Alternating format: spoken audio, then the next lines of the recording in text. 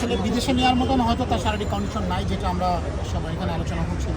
মহান আল্লাহ রাব্বুল আলামিনের কাছে রব্বুল কাবার কাছে দোয়া করা ছাড়া আমাদের আসলে কিছু করার নেই। প্রিয় নেত্রী, সাবেক প্রধানমন্ত্রী দেশনেত্রী বেগম খালেদা জিয়ার অবস্থা আসলে সন্তানবান। শুধু দেশবাসীর মতন আমরাও এনডিএ নেতৃবৃন্দ সবাই উদ্বিগ্ন।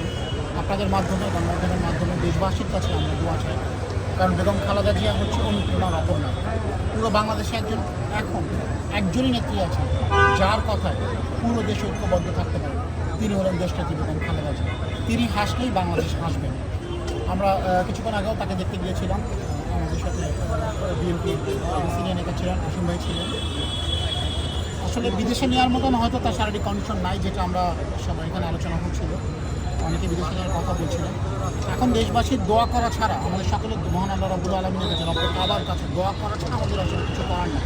কারণ আমরা কায়েম অনুভবকে চাই প্রিয় নেত্রী আমাদের মাঝে ফিরে আসুন।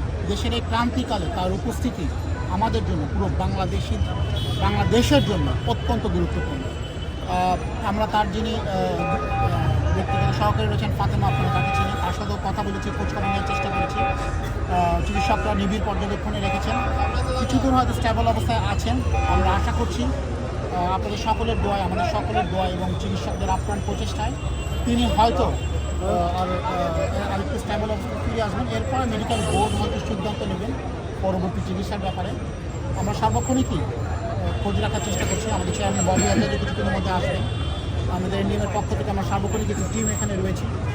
আমরা দোয়া করছি কি প্রিয় নেত্রীজন আমাদের মধ্যে ফিরে আসেন, কারণ তার উপস্থিতি এই মুহূর্তে সবচেয়ে গুরুত্বপূর্ণ বাংলাদেশের ঐক্যের জন্য এবং বাংলাদেশকে গণতান্ত্রিক পথে উত্তরণের জন্য তার উপস্থিতি আমাদের মধ্যে অত্যন্ত গুরুত্বপূর্ণ। আপনাদের মাধ্যমে আমরা সকলের কাছে আবেদন জানাচ্ছি, দল মত নির্বিশেষে আপনারা প্রিয় নেত্রী দেশনেত্রী বেগম খালেদা জিয়ার জন্য দোয়া করেন, তিনি যেন খুব দ্রুতই আগের অবস্থায় ফিরে আসেন। আমরাও দোয়া করছি।